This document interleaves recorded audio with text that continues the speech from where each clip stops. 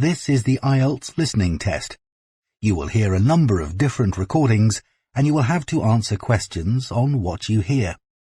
There will be time for you to read the instructions and questions and you will have a chance to check your work. All the recordings will be played once only. The test is in 4 parts. At the end of the test, you will be given 10 minutes to transfer your answers to the answer sheet. Now turn to Part 1.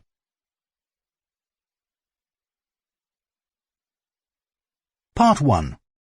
First, you have some time to look at questions 1 to 8.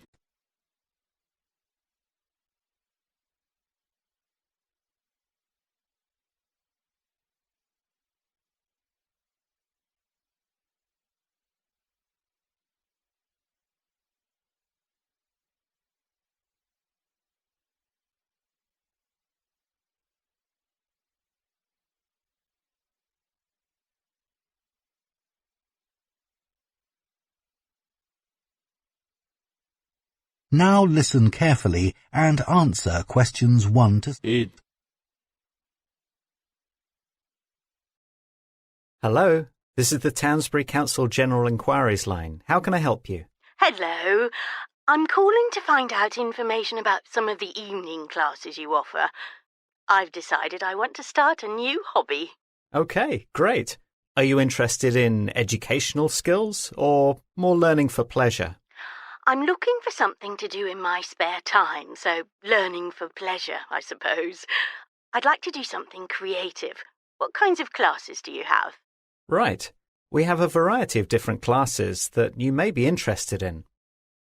Looking at the course information document, the first one I can suggest is all about pottery, or rather what we call ceramic design.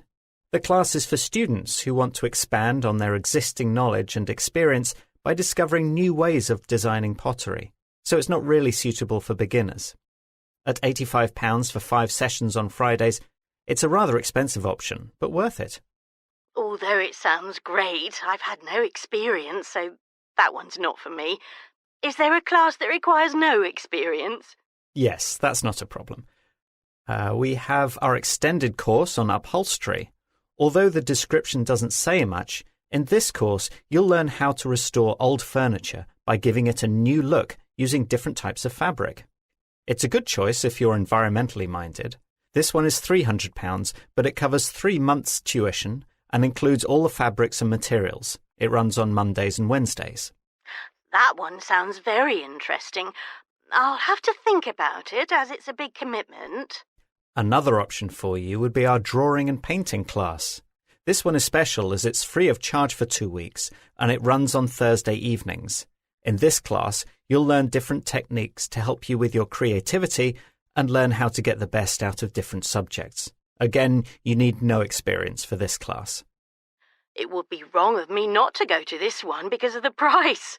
I think I'll definitely sign up for it. Are there any writing classes? Yes, we have a writing class set up on Tuesday evenings called Creative Writing. This runs for a month and costs just £10 a session. We have a published author taking the class and they will guide you through different styles of writing to help you use your creativity. At the end of the course, there's a competition to get a piece published in the local newspaper. That sounds great. Thank you very much. Before you hear the rest of the conversation, you have some time to look at questions 9 to 10.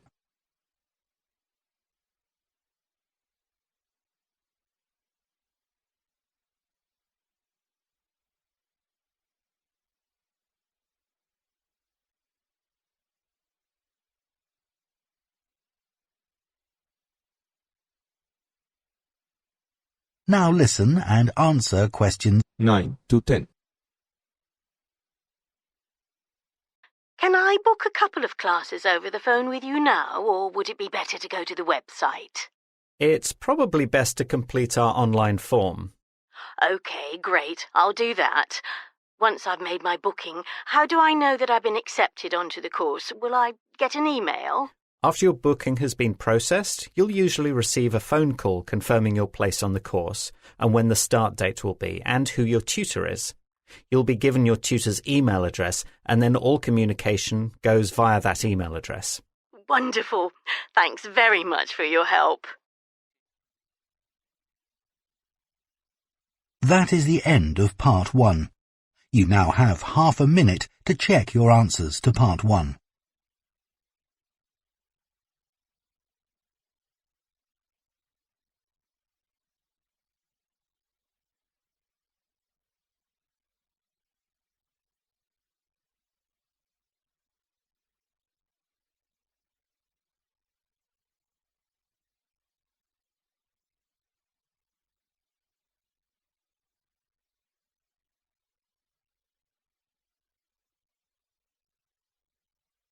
Part 2.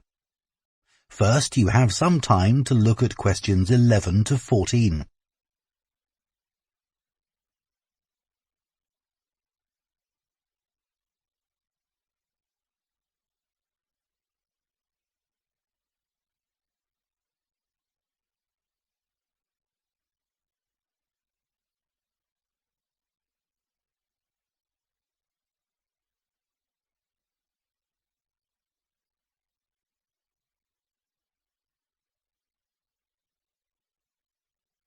Now listen carefully and answer questions 11 to 14.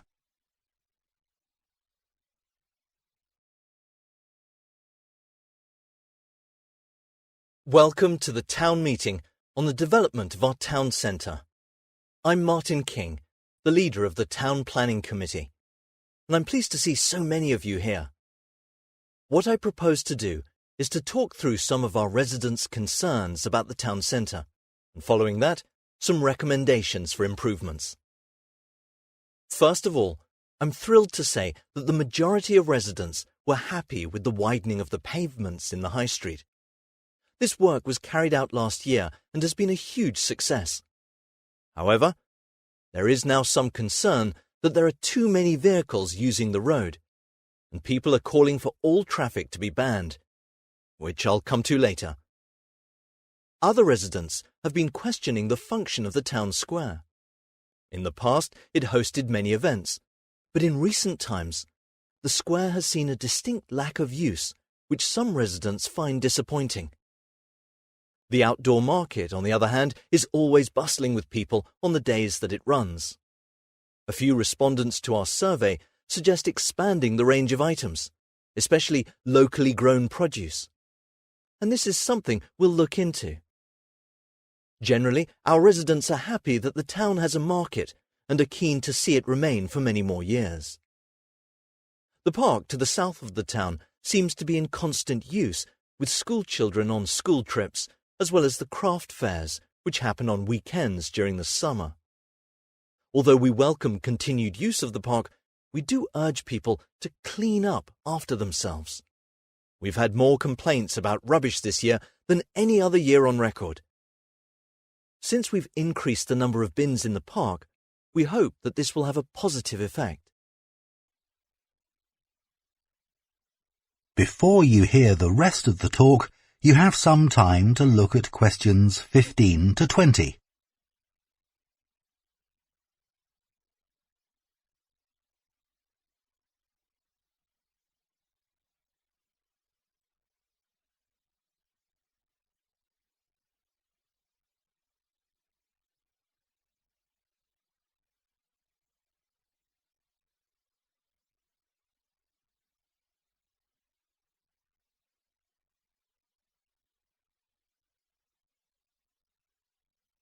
Now listen and answer questions 15 to 20.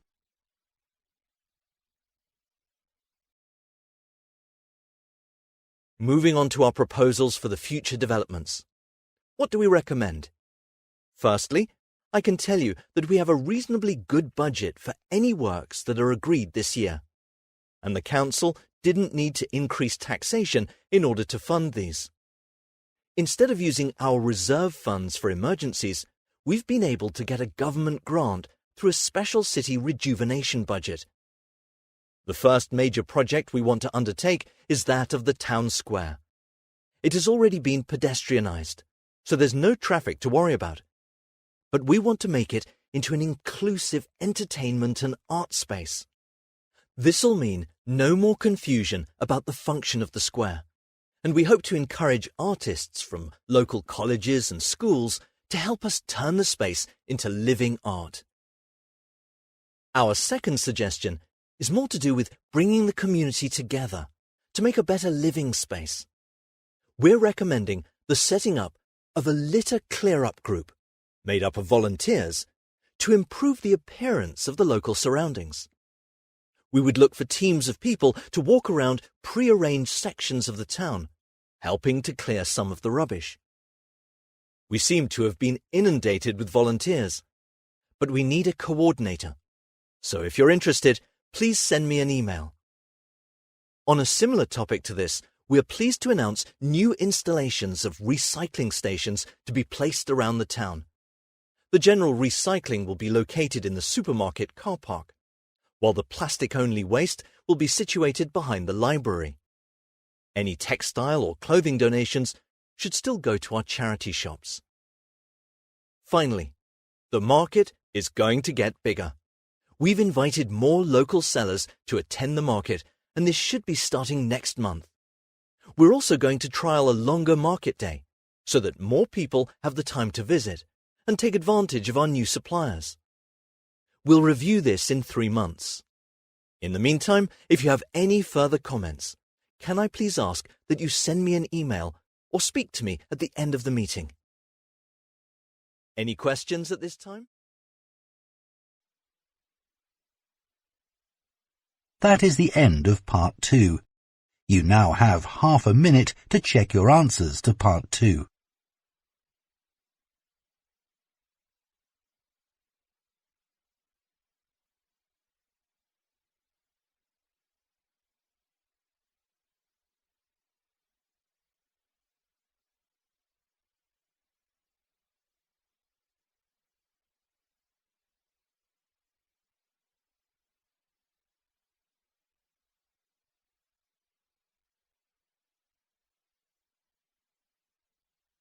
Part 3. First, you have some time to look at questions 21 to 25.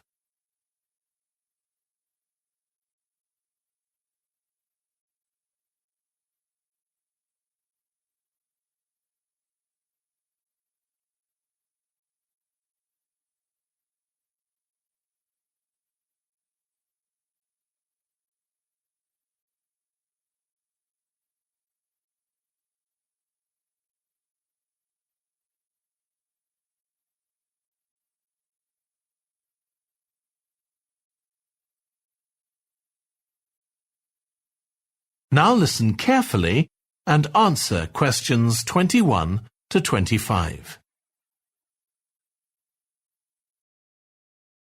Hi, it's Mark, isn't it? We sat next to each other in our first lecture yesterday.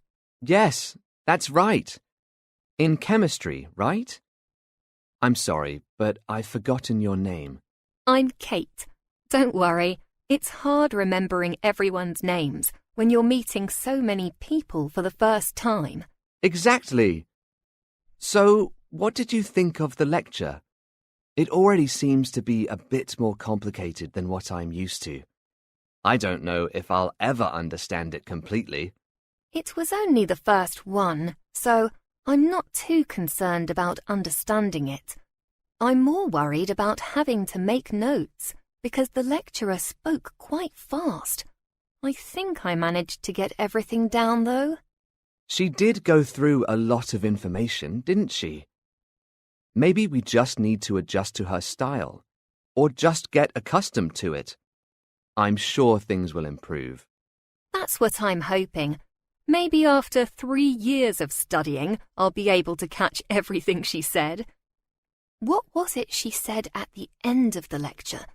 Are we going to have a test already? No, nothing like that. It's not really even homework.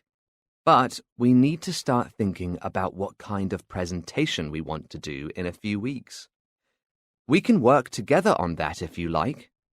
That sounds good. Thanks. What other subject are you studying? I decided to take biology because I'm thinking of training to become a vet.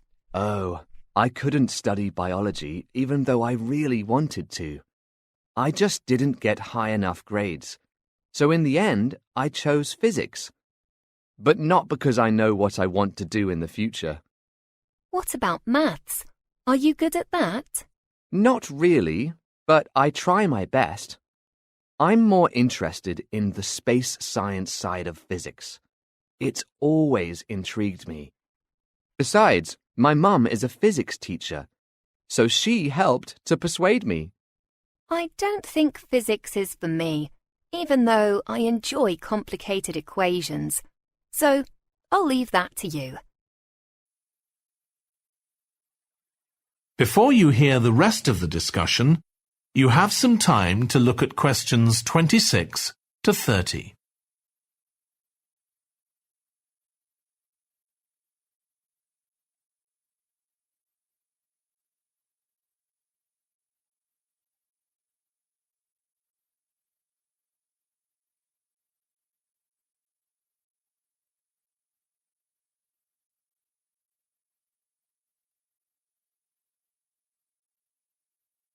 Now listen and answer questions 26 to 30.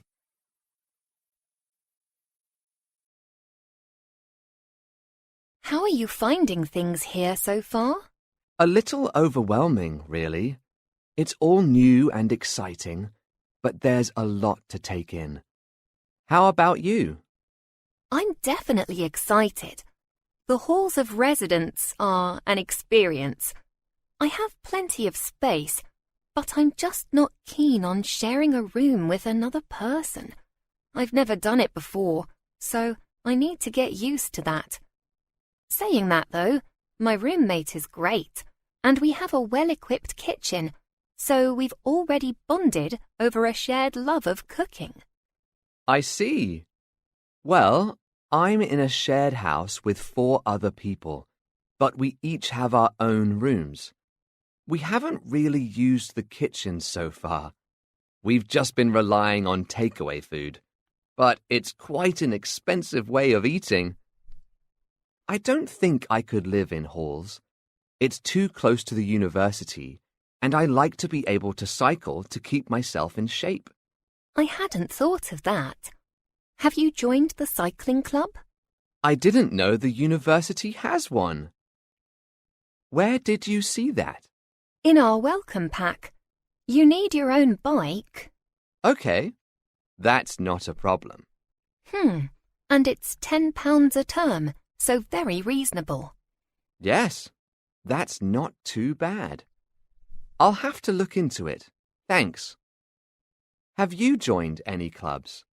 I joined the creative writing group, but I'm not too sure I'll carry on with it. I think I'll just be too busy to do anything outside of classes and studying, although I've loved writing stories in the past. It's a free club, too, and there are already lots of members. But I think I might have to see how things go with my studies. Well, see how you get on over the next few weeks. Things will get easier, I'm sure.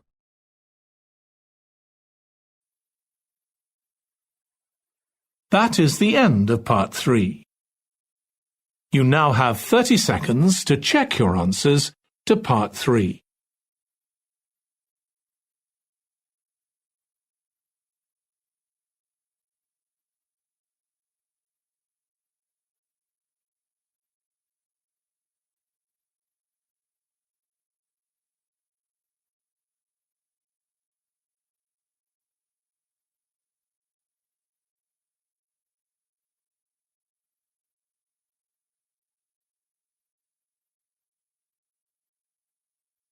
Part 4.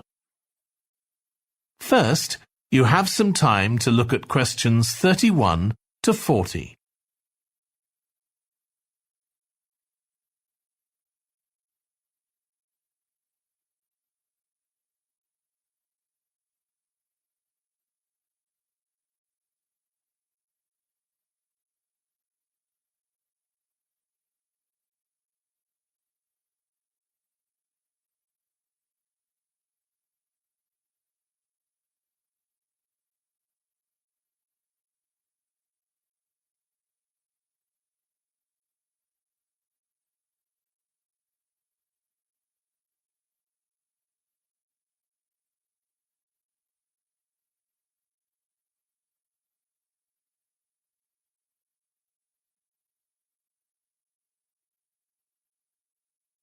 Now listen carefully and answer questions 31 to 40.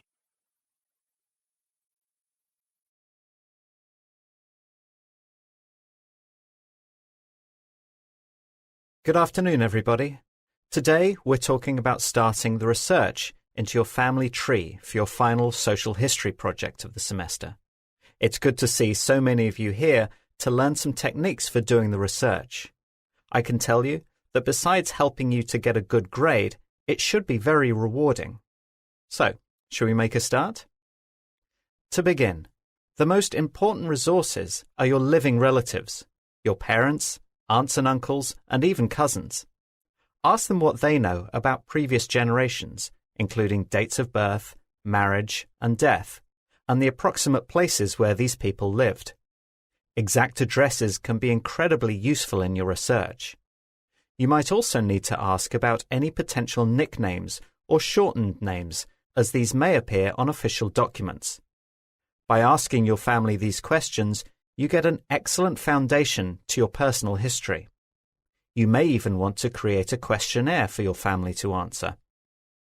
With this information, you can start to build your tree.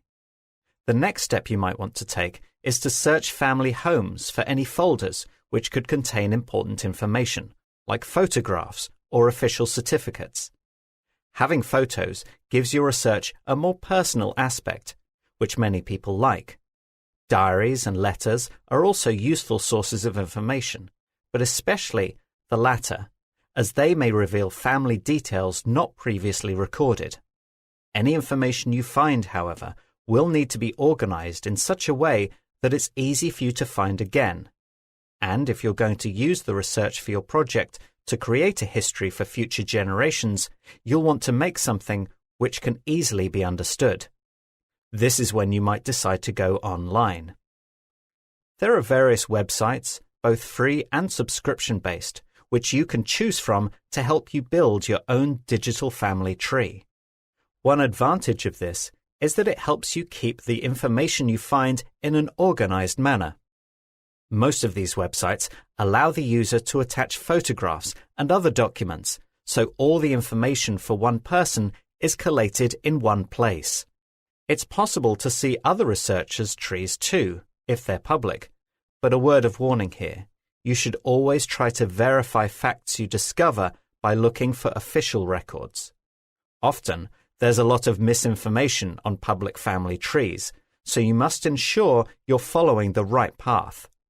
People's names and dates of birth can be uncannily similar, so take time to check the data you have. The websites you can find will give you access to national records and other certificates, which will help you to prove the information you've gathered. One aspect of doing family research that a lot of people forget about is the use of social media. You may or may not already have a profile on one of the networking sites, but it can be surprising how much information you can find by being on one.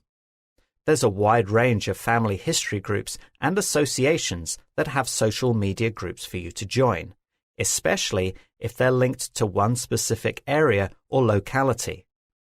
You can search for groups related to a specific county or state, and even some that concentrate on towns and villages in your area of interest.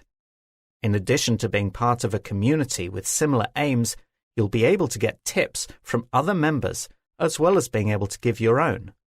It's more than likely that you'll find other members researching the same family history, and you might find some long-lost relatives.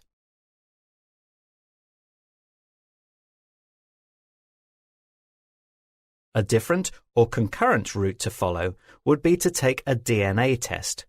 Although these can be expensive, the family historian may find links to places or groups of people that would never have been possible by following a paper trail.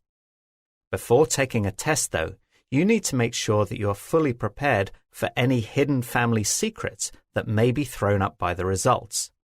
You won't necessarily get all the answers to your questions, but DNA tests can reveal certain aspects of your heritage. For example, with the results, you may be able to work out migration patterns of your ancestors. By this, I mean discovering which area of the world their DNA is closely matched to. This can often come up with surprising results, as your DNA may be connected to a distant location. Should you choose to go down this path, you'll find that your results will change over time. This is because more and more people are being tested all the time, so your results will be updated on a regular basis. You might feel that this is a step too far for a university project, but it's there as an option. In essence, these are the first steps I'd suggest people take when considering their own family history research. However, I think that my main advice would be to persevere. In your research, you're bound to come across obstacles every now and then, where you can't find the information to confirm a person on your tree. But with dedicated research and patience, your hard work will be worth it in the end. Some people choose to stop at a particular point, but really the possibilities are endless. One ancestor leads to another, and before you know it, you're looking at places that you might never have dreamed were connected to you. That is the end of Part 4.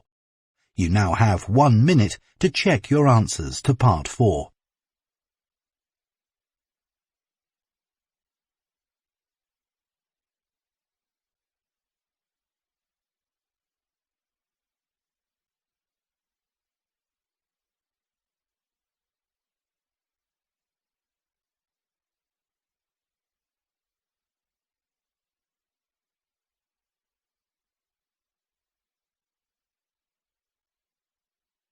That is the end of the listening test.